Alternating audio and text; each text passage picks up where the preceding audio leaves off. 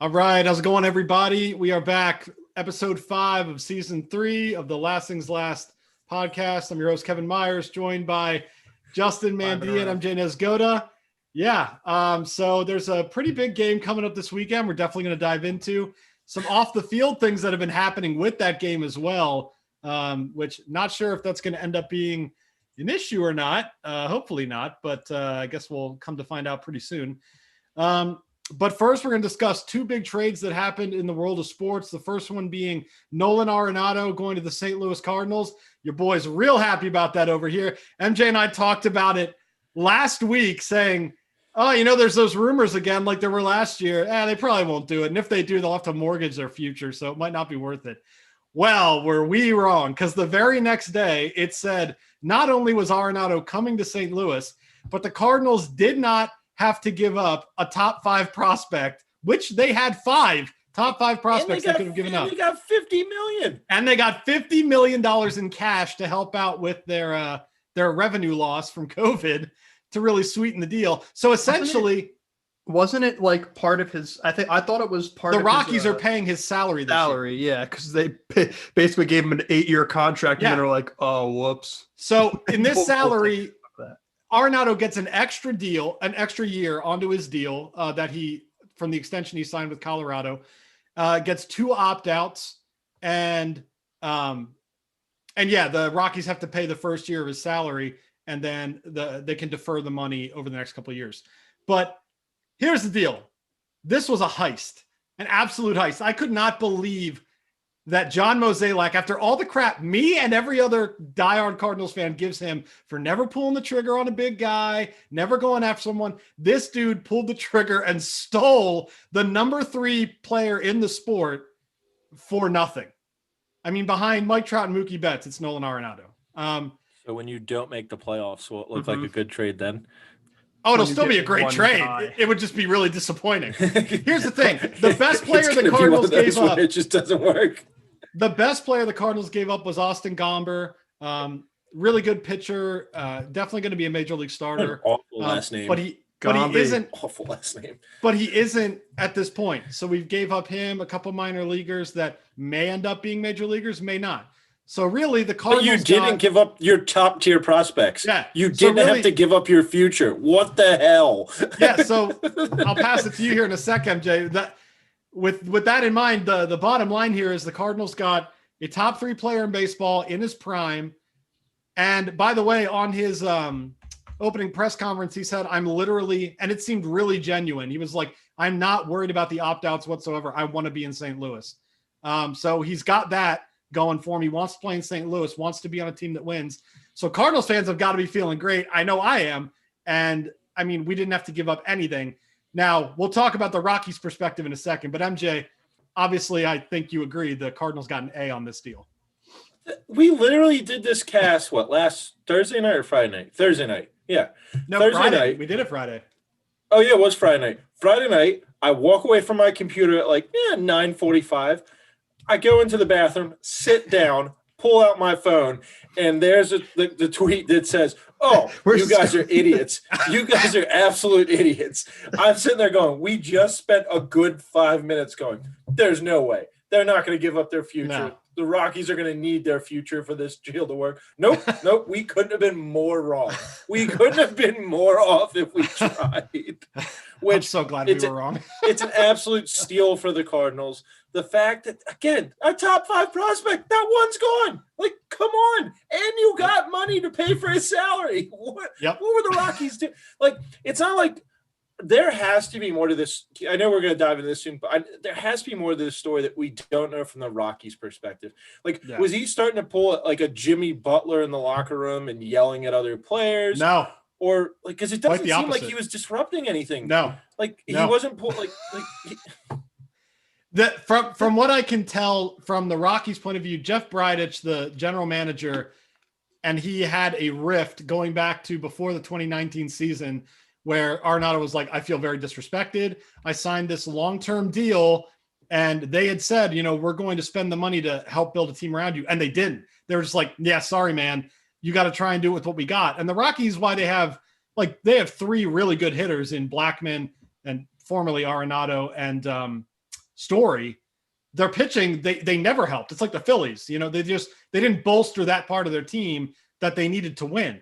So at that point, he was just like, all right, whatever, man. Like, I want to be traded. And last season, shortened season with COVID, they were like, we're not trading you, blah, blah, blah. The Cardinals tried, put up they asked for a king's ransom last year from the Cardinals, and they were like, nah, man, we can't give that stuff up.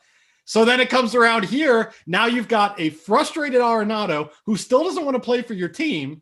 He's not going to hold out, but he's also just like vocal now. And you've got the fact that Bridich doesn't want to be around him anymore. They could have got more for him somewhere else. They wanted to dump some of the cash. So while they're going to pay for it this year, they wanted to dump some of the cash from that extension. But even still, that's not a good reason to give up a superstar. Him to anyone else. They weren't going to trade him to the Dodgers because of division rival. But this is like Hopkins getting traded for a second round pick and David Johnson. Like, what are we doing here? Yeah, I mean, did you call anyone else? Apparently, the Braves were rumored to be involved. But when the Cardinals said, we'll give you a bunch of young guys, and this is the deal. I mean, it's hard to talk about because in a rebuild. No, that's the crazy part. So what's the most cringeworthy thing I think I've watched in sports the last year was this press conference with Jeff Bridich and Monfort, the owner of the Rockies. Monfort is sitting there basically like, I hate that we did this.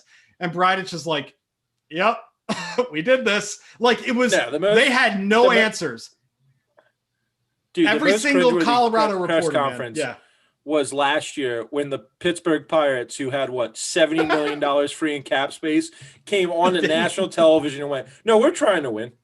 No, you're not. No, you're not. You're not giving your fans any it's the same story in Colorado. And I got to tell you, living there for 2 years, I went to a lot of Rockies games. The fans love it there. They love, baseball is a big thing in Denver. It's a great place to see a baseball game. That's because they don't know they're at a baseball game, Kevin. And yet, the Rockies are not giving them a product to put on the field to make. The Rockies have not won a division title in their history. Rockies have been around for a while now. So, they still have not won a division title. Now, I mean, do you think Story goes? I think he goes. Absolutely. He said literally, quote, I'm heartbroken that we got rid of Nolan. He's like, he's our best player, one of my best friends, one of my favorite teammates, and you just ship him off basically to loosen up the space. But there's an interesting twist here that a lot of people haven't seen. This is the third time the Cardinals have gotten a disgruntled Rockies star. We got Larry Walker for a year, and we went to the World Series in 2004. We then got Matt Holliday, who won a World Series title with us. And now we're getting Nolan Arenado. We got 3 sluggers from the Rockies. All 3 were frustrated that the organization wasn't taking steps to win. That's over a span from 2004 to 2021. What does that tell you about how this organization is run? It's incredible. That's the Jeff Lurie syndrome. Shout out to my buddy Jeff Camper in Denver. I know you're hurting, buddy. He was like, I can't believe this. We were talking the other week about the possibility of you think this was before the rumors happened. I said, you think the rumors happen again that no one comes to St. Louis? He goes, I don't think so. I mean, Bridich is an idiot, but we're not that dumb. I'm so sorry, Jeff. Yeah, we got him now, and we didn't give up much at all. How does that GM still have a job? Monfort says he likes him. Saving money. Someone. That's right. You're sick. Saving money in a pandemic. That's why. And we're trashed. The thing is, if they kept Nolan Arenado, they're not winning anything, right? So I'm not unless they build around him. But Justin, it's they had to call someone else and be like, hey, we have the third best player in baseball ready to go.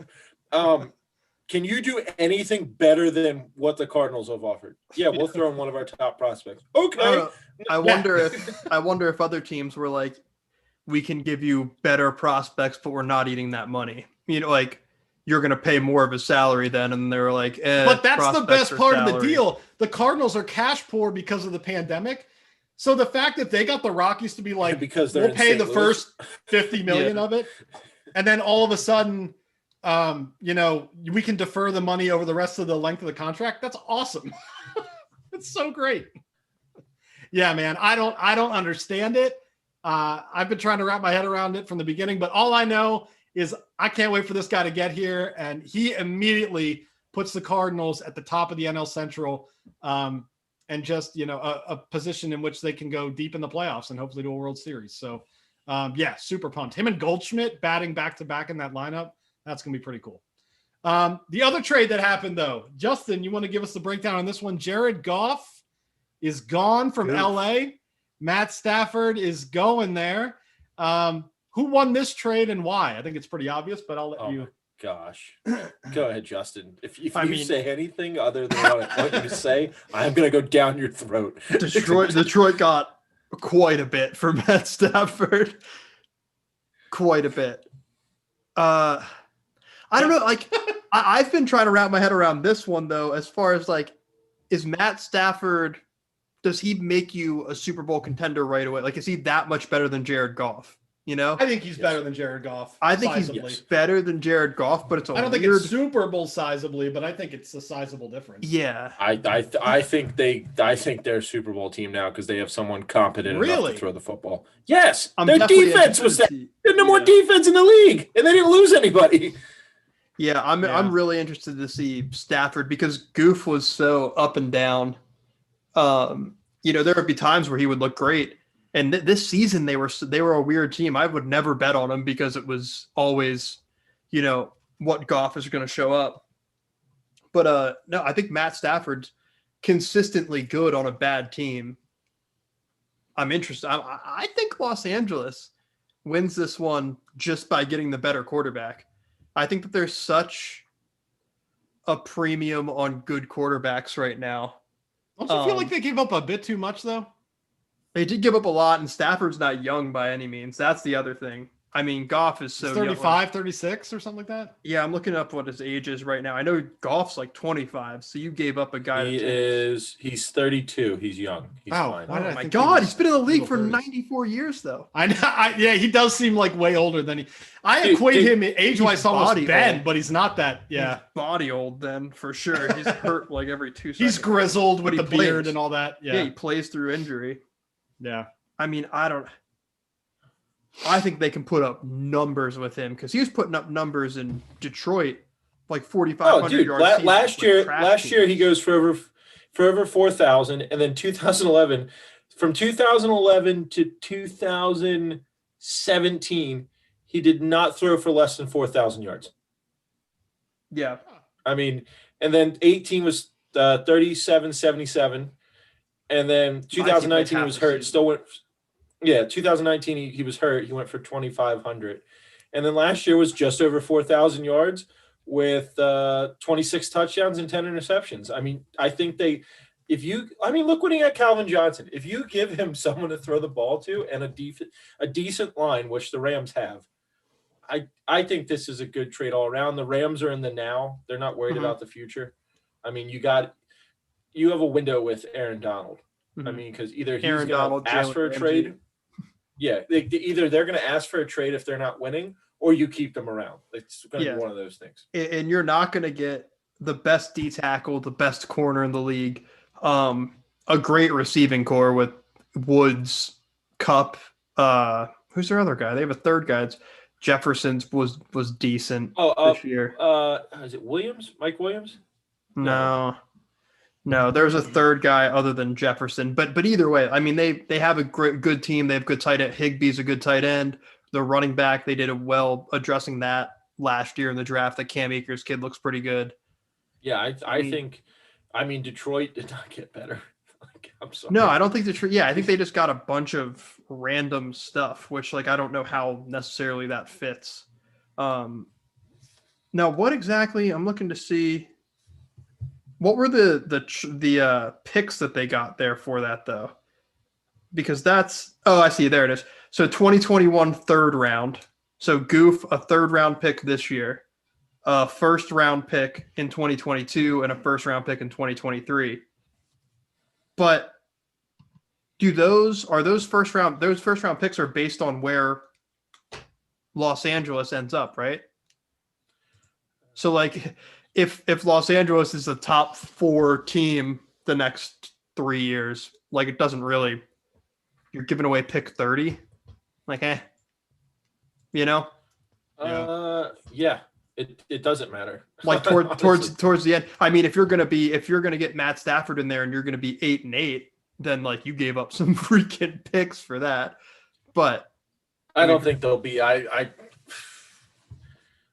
think with that defense and now a confident quarterback that's consistent game in and game out, this is the first time Stafford's going to be actually happy to be in a football uniform. Yeah. I mean, that poor guy got destroyed in Detroit for like the last 4 or 5 years. Like when Megatron left, he cried. Like, he broke down and cried. Yeah.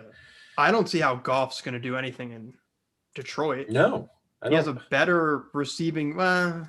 Detroit's receiving group, like Galladay, Marvin Jones. So let's say Detroit's receiving group's probably better, but Galladay plays half the season. Marvin Jones plays half the season every year. So he's not going to have them all the time. And they have no offensive line. No offensive line. Similar running back situation.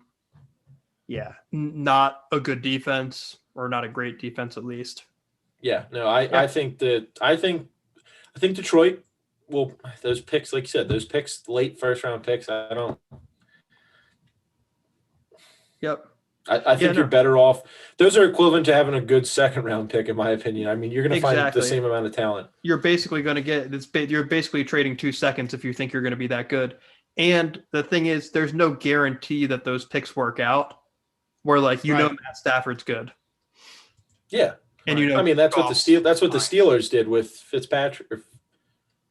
Why do I want to? It's not Fitzpatrick, right? Yeah, Minka Fitzpatrick. Yeah, it's like we can trade 30 picks. We know that was Minka's a proven good, guy. so. Okay, yeah, but those picks might not work out. Like, go with the given talent that's young. Like, it's going to work. Yeah. No, I think Detroit.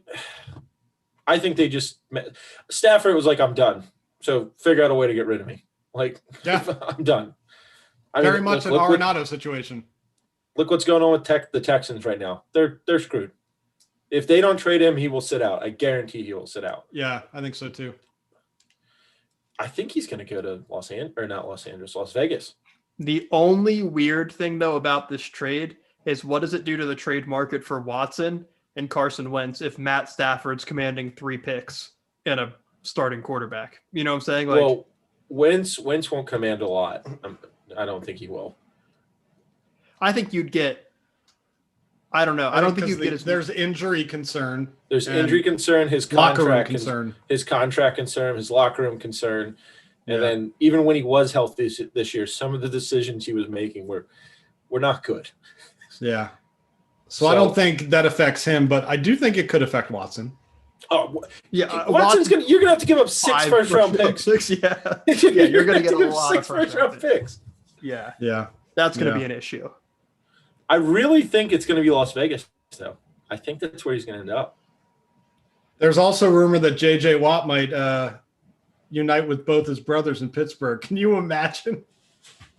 Dude, I feel horrible. Can you imagine? J.J. Watt, I feel horrible for. Yeah, like he can come to Pittsburgh the year after Ben retires while you guys have Duck or Mason Rudolph back there. The Rams have Duck now. Like, the Rams have Duck, or the Chargers. One of them signed him.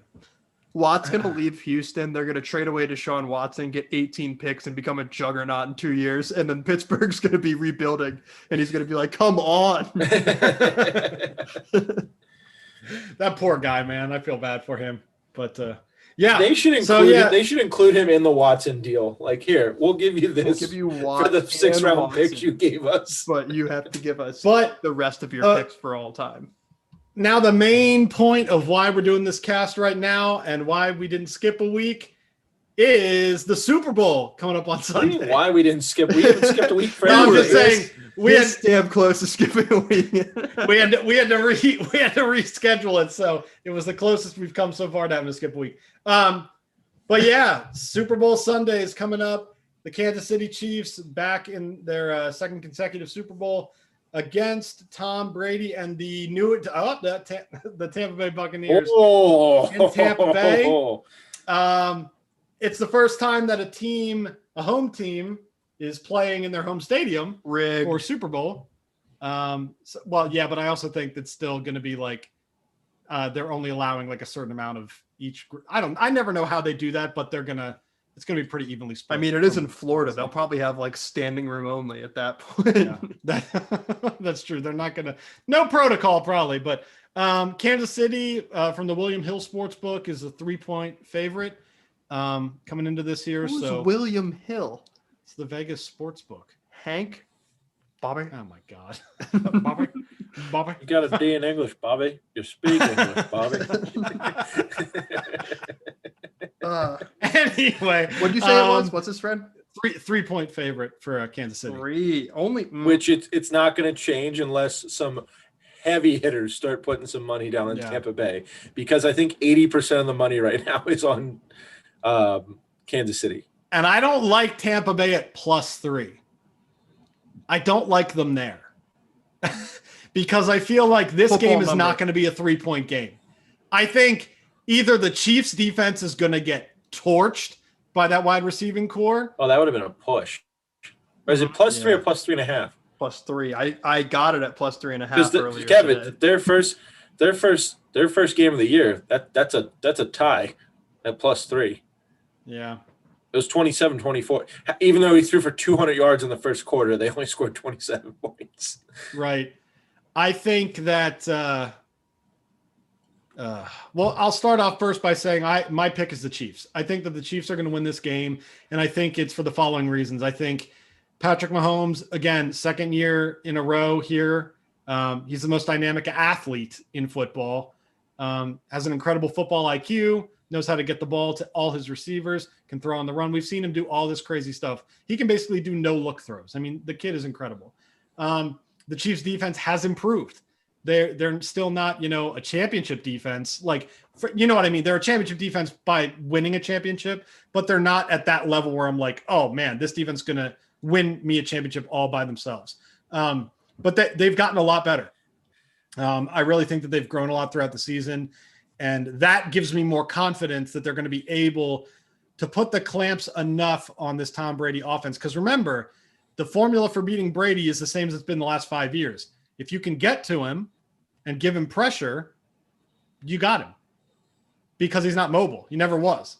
So, I mean, if you can get pressure on him, I think it's going to be Kansas City all day. And, if this game come halftime is a shootout, I think one of those defenses is going to have to come down in the second half and have like a shutdown quarter.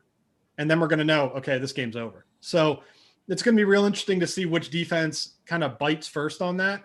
But honestly, the way Kansas City's been growing in that regard, and just how explosive with like Tyreek Hill and all these guys. I mean, Kelsey is it's just really hard for me not to pick Kansas City in this. Although he is playing the GOAT. What do you got him, Jay? Well, first, Patrick Mahomes almost didn't make the game after today. Yeah, the haircut story. Getting the Patrick. What are you doing getting a haircut? Patrick Price. The week of this. Dude, 20. He was supposed to cut 20 different guys' hair on the team. Yeah. They 20. pulled him mid-cut. He was in the middle of a haircut, and they pulled him out. They're like, dude, you have COVID. like, I'm sorry. Like, this year, you're not going to look great during Super Bowl week. Just deal with it. Who cares? You can get a haircut Monday. You can get a haircut Monday. But anywho. And Mahomes, your hair's a little weird anyway. Let's be honest. Yeah. I'm taking the Bucks. I'm going to make some bold predictions here. First off, I'm going to take them to win outright. I don't think they need the points. I'm going to take the under, and here's why I'm going to take the under. What's the under? I think Leonard Fournette, 47. Oh, is that right? Is it? I think it's 47. If it's 47, no, it's 56. I was going to say I'll smash the over. Yeah, if it's 47. If it's 47. But anyway, I'm going to predict this right now. I'm going to bet on this as well. Leonard Fournette will be the MVP of this Super Bowl. I think they control. Really? They're going to score quick and fast, and I think Leonard Fournette will. They're going to have to keep the ball out of Mahomes' hands. The only way to do that is to run the football. And Leonard Fournette looked great in the NFC Championship game. And I think if he keeps running smash mouth football like that, I think they can do it. So I'm going to take I almost said the Patriots. I'm going to take the Buccaneers outright, and I think the Super Bowl MVP will be Leonard Fournette. Let me just comment on that real quick before you take in Justin. I think that's a really interesting take in the sense of Fournette being the MVP. I will say this, though. If your prediction is true, if they do run the ball effectively with Fournette, I think it's going to be a runaway for Tampa Bay because that's going to allow Brady the opportunity to spread the ball around a lot more, open up the play action. If you're correct, if they can as good or better than the NFC Championship with Fournette, it could be Tampa Bay by 10, maybe 14. I think, man, it's if they can control the clock, that's the only way you're beating Patrick Mahomes is to keep him off the field. Right, you got to keep the ball in his hands. Yeah, that's it. You're not because you can't double both Kelsey and Tyreek Hill. Just won't happen. Or Brady's gonna just tell us all this is the next level of my goatness, and I'll run for 3 touchdowns. If he runs, I don't even want to know what that would pay. Like the over's 1 and he goes for 3. Tom Brady out for the second half. He tweaked his hamstring running down the field. Same game parlay. I'm doing Gronkowski's getting a touchdown. I definitely think Kelsey's getting a touchdown. Yeah, both tight ends. I think both quarterbacks are going to throw for their under, whatever the yards is. I think it'll be under. I'm taking Leonard for really over. I don't think under for Mahomes at all. At all. No way. Dude, that dude's going to come out gunslinging. What 305? Like, come on, Kevin. If he's not on the field, he can't throw the ball. I don't know if he's not going to be on the field. I know. I think the Chiefs might actually put the clamps. They know this coming in, but anyway, Justin, go ahead. I think it's a shootout. I don't think either team's going to. The Chiefs can't run. The whole Clyde Edwards-Helaire deal, he's great between the 20s, and then you get into the red zone, and that dude can't get a yard. He's so small.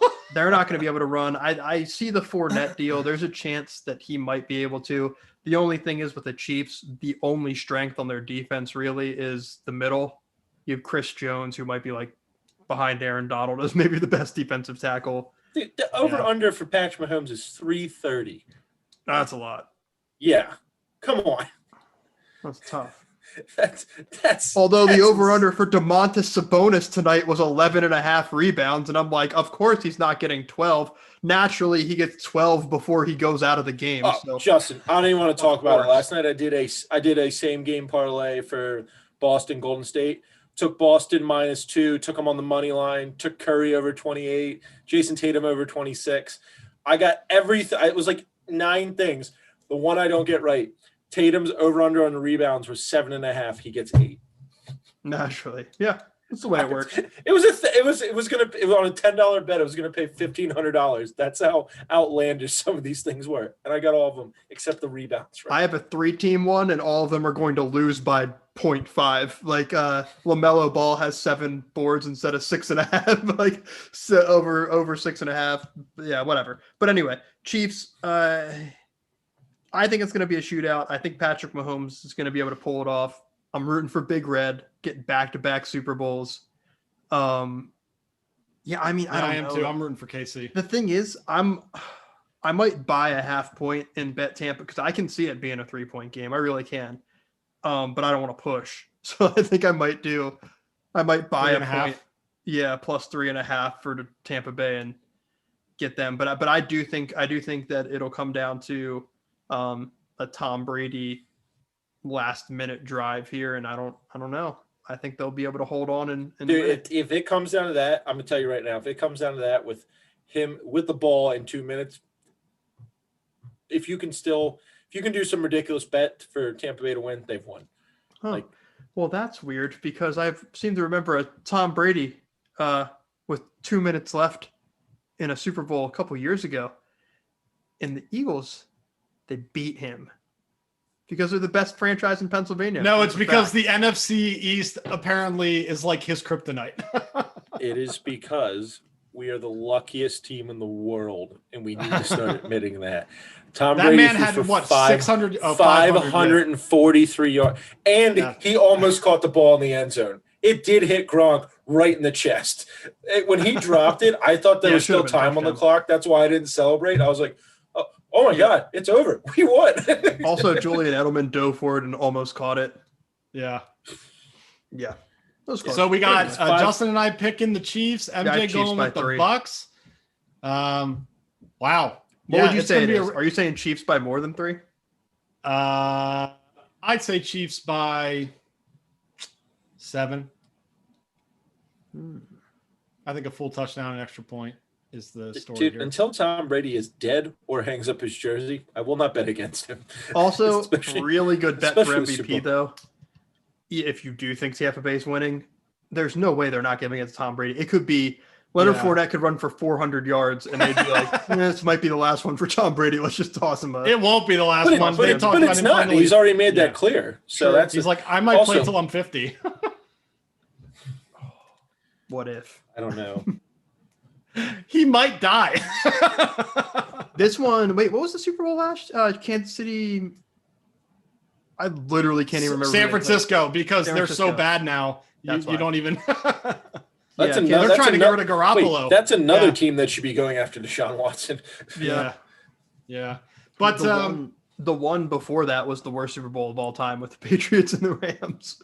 so wait, Justin, you have Boring Chiefs game. by 3.5. 3. Chiefs by 3. I'm betting 3, Tampa Bay okay. 3.5. Yeah. Okay. And yeah, I got them by 7. MJ I got just Tampa Bay by- put 20 on the Bucks money line and under. Ooh. Under 56. Wait. Under 56. I think this has all the makings of like a 65. 38, 31. Yeah. Justin, let's be honest. I'm a degenerate. That's not the only bet I'm going to make. That's true. You're going to hedge it on the other end and break even for the day. Oh, my same game parlays or anytime touchdown scores are going to be fantastic.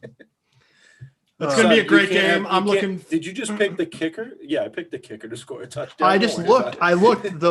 The best odds are for the punter at plus 50,000. Tommy Townsend. So if you want to bet 100 on Tommy Townsend, you can win that 50 grand if you want it. Yeah, it's going to be a great game. I'm looking forward to it. Yeah, so yeah, tune in on Sunday, and we'll talk about it next week with the recap of it. But boys, let's get into our last things last.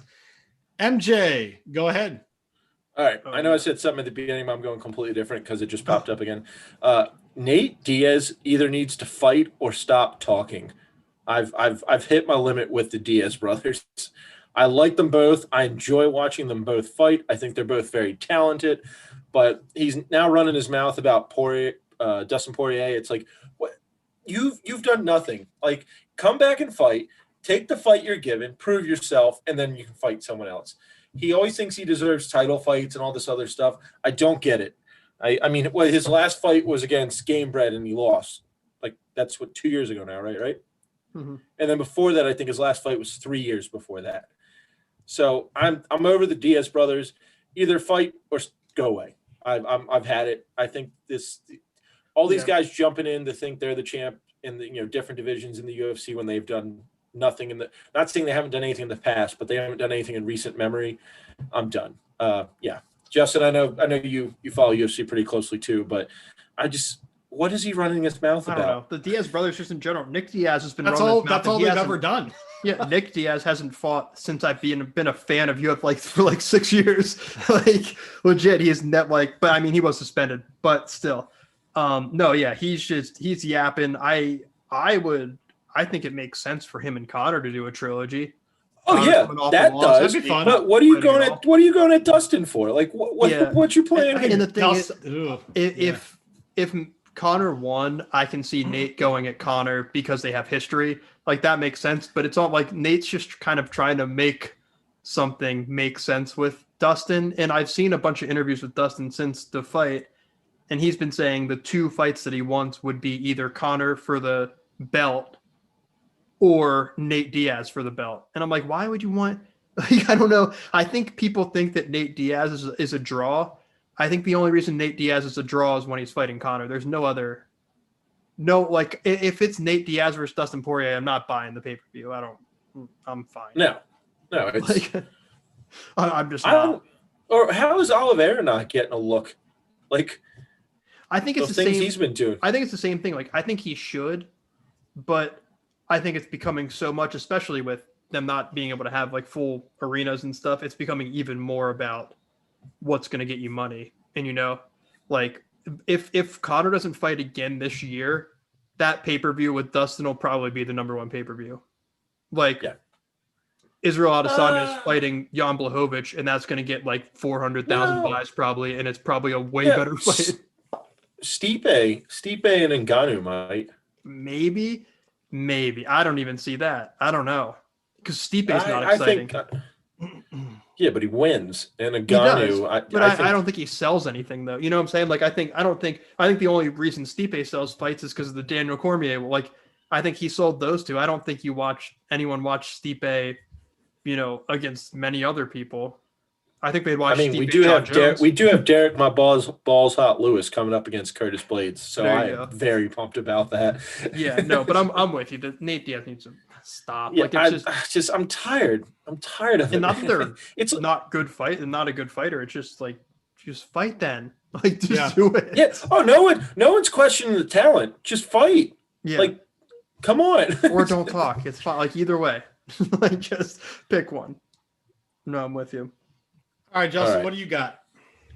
We had talked about this before, but just an update over the past 3 games, MJ, with the Brooklyn Nets here. They won 147 to 125. They lost in regulation on the 31st. I didn't text you this. They lost in regulation to the Wizards 149 to 146. Wasn't it with like 8? But they were up like 5 points with under 30 seconds left, weren't they? Yeah, and then they gave up. They gave up 48 to Washington in the fourth quarter. But last night against the Clippers, they almost lost that 124 to 120. Their defense is so bad. Like I literally search for.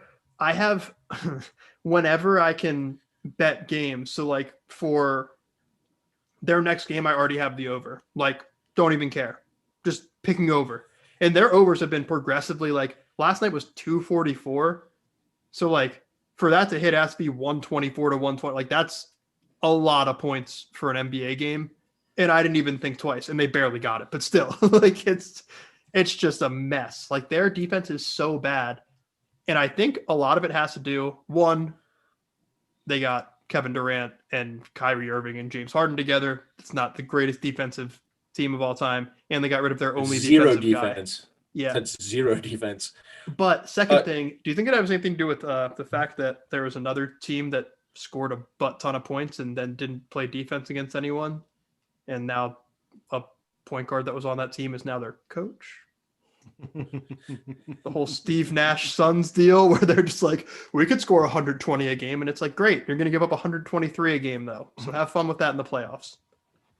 So it's been a mess. Their defense is trash, and that trade's not working out. It's just they're going to outscore most people most nights, but I don't know if you're going to do it. But it's like a difference. Series. People were comparing it to like the Kansas City Chiefs, a team that can put up a ton of points to stand it, but the Chiefs at least have some kind of defense. Yeah. Like you just need a little defense. And in basketball, like in the playoffs, you're going to play a team like they're going to get matched up with the Bucks. They're not beating you're not going to outscore the Bucks 4 out of 7 games, or you might. Right. But you're definitely not going to outscore the Clippers, Lakers, teams that can actually play defense. There's no way. It's a problem. It's a serious. I think I did I read correctly? I think the Rockets went from like second or third in defense, like second to last, to like top 15 now in defense, and they've won. I think they're on a 4-game win streak right now. Yeah, Oladipo's been kicking butt for them. They get rid of one guy, and then the whole team goes, "Hey, we need to play defense." You're not going to outscore. Like even if you look at the Warriors. They put up a ton of points, but Klay Thompson is a lockdown defender. Draymond Green's a lockdown defender. Like, I still stand by they're not going to make it out of the first round of the East in the playoffs. I have trouble because they are right now. They're still the 2 seed in the East, and if the playoffs started today, they'd be matched up with the Cavs. I don't think the Cavs are going to stick with twice. Yeah. I don't know. I don't think they're going to stick with them for a 7-game series though. I think they get out of the first round. Like they could run into the Rockets' problem in Game 7 versus Warriors. If everyone has you can always play good defense. There's nothing that says you can't. You can. The Cavs are one of the best defensive teams in the league right now, so there's that. Yeah, but you can have a bad shooting night, and that derails their whole thing. Yeah. Yeah, I'm with you. They're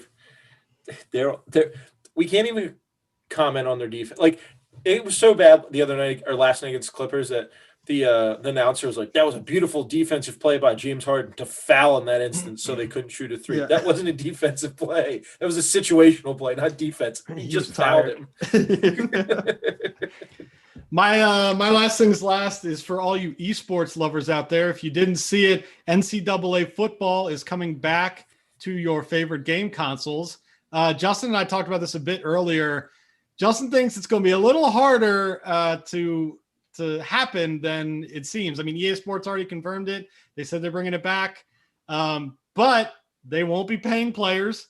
So I'm not entirely sure how it's all going to work out with how far can they get with. I mean, for those that have played the games in the past, it was always just numbers based, but you knew they made them look like them. Yeah, you knew who it was. Yeah. So how do they get around that? We were joking earlier about they just completely change how the person looks, like a bald, fat Trevor Lawrence, completely change it up. But you can't change the skill level. Like, that's the thing too. Like, right. If it's Trevor Lawrence, he's got to be in the 99 club or the 90. And then you already kind of know what it is. Like, then you already know who it is.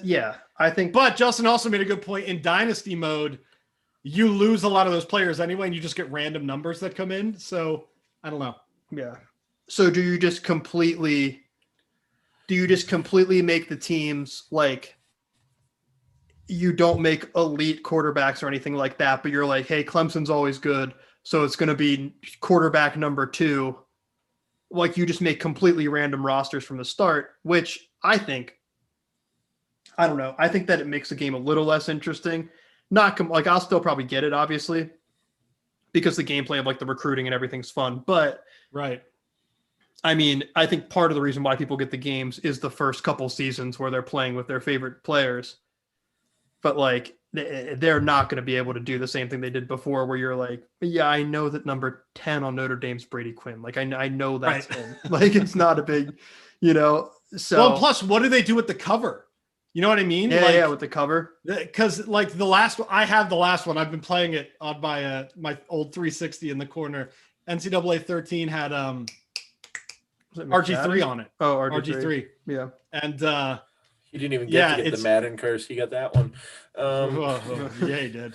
But yeah, it's just so interesting. I don't know how they're going to work all this out without going into a situation where you're paying players for their likeness and things like that. And I'm just pumped for it. Yeah. I mean, I'll definitely get it. It's just I'm a little skeptical as far as they put that article out and then it was all over every social media, it's back. And it's and I was like, oh shoot, it's back. It's awesome. Let me open this article. And it was basically just they've committed to doing it at some point.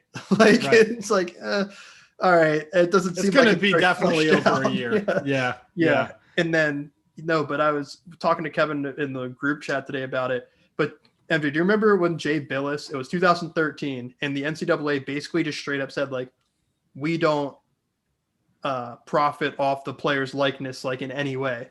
And Jay Billis went onto the NCAA shop site and typed in Johnny Manziel in the search bar, and a number 2 Texas A&M jersey came up. And then he did the same with Taj Boyd, and a Clemson jersey, number 10 came up. And then he did Javion Clowney, same thing. And who was the other guy? There was another guy too that he did it for, a popular player. And then he just shared it on Twitter to the NCAA, and they took down their whole shop site. They were just like, oh crap. And then that year they caught us. And then that year they got rid of the game. Got canceled. NCAA basketball got canceled. Baseball, all of it. The entire. I do have a complaint about that basketball game though. I was playing as Duke. I think it was in 2012. You could just dunk always. No, I made a full court shot to beat Maryland at Maryland. And the game just ends, and it's and Duke wins by 1. I'm like, what? It was a fake celebration, or you made a full court shot. Another big win for Duke. You're like, what?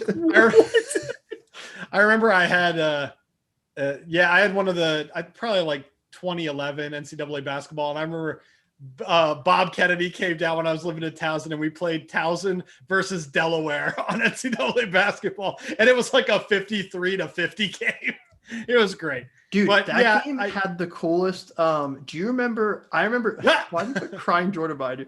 I remember the feel of like when you would dunk it in 2K, you almost did. You like it was just like a regular dunk. When you dunked it in NCAA, it would like vibrate the controller, so it actually like felt like it like shook your hands. You know what's even wilder is that so like EA Sports makes both the Madden franchise and the NCAA football franchise. And yet the Madden controls are clunky and outdated and awful. And the NCAA ones were always fluid, fast. The spins were quick. The moves were better. Like, it just makes no sense to me that like they could have taken Madden and people might have even forgotten about the NCAA because the gameplay was just better. Like, it was just better. It was a lot more fun to play that game than the Madden. So the like Madden's trying to do it with the scouting and everything of the players, but it was so fun to. I would sit there for hours just recruiting. Yeah, it's like, great. I would literally go to school, and I'd go to school and I'd be sitting there and I'd be like, when I get home, I have to recruit that guy from like Louisiana. Like I need that is explaining your grades so much right now. I'd literally have my notebook and I'd be writing down. I'd be like, well, I know I need a running back because that guy's a senior. Like it's like when Miss Lee called your name and you were like, "What? Why are you yelling? Why are you yelling? I wasn't paying Why are you calling on me?" I'm like, I need to shore up my outside linebacker. That's when you just look up and go, you know, I don't know the answer. Why are you calling on me? And look back down. He just looks up Brady Quinn. Brady Quinn. All right, boys. Well, let's wrap this up here. Super Bowl Sunday coming up. Enjoy the big game. And go Chiefs, man. Go Get Chiefs, Big Red, man. another win. I'm out here in Missouri, and they're all hyped. Let me tell you, they are all pumped, especially on this campus right now. It's Chiefs Kingdom for sure. But go Chiefs. We'll see how the game what goes. Else do they have to look forward to?